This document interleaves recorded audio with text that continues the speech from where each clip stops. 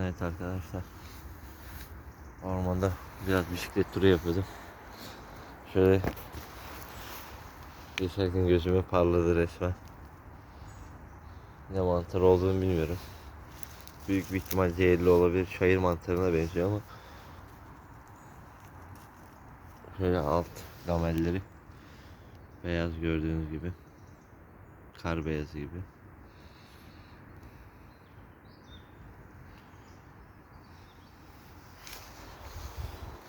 Güzel bir ormanda bisikletle tur yapmaya çıktım.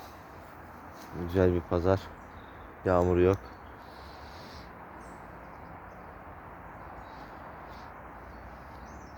Doğanın sessizliği ve pedal çevirmek güzel oluyor. Şimdilik bu kadar. Biraz daha gezelim. Sağlıcakla kalın.